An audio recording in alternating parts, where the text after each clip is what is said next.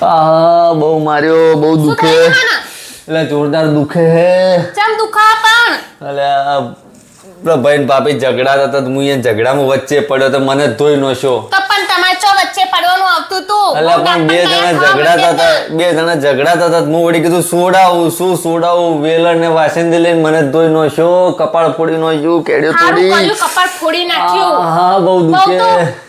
આટલા બધા પણ છે, ચો વાગ્યું મને એમ તો કો.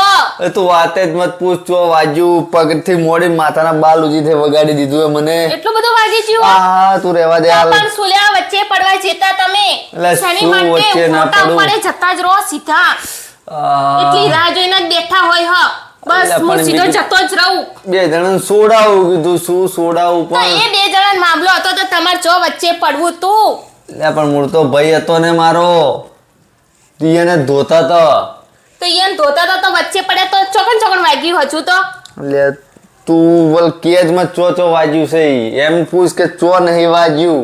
ચો નહીં વાગ્યું, ચો હા ટીચર તો આખું. તું રહેવા દે, બધી આખા નથી જાવું, કોઈ દવાખાન નથી જાવું. એમ્બ્યુલન્સ બોલાવું ઘરે? કોઈ બોલાવું નહીં મને હાલ. તો શું કરું?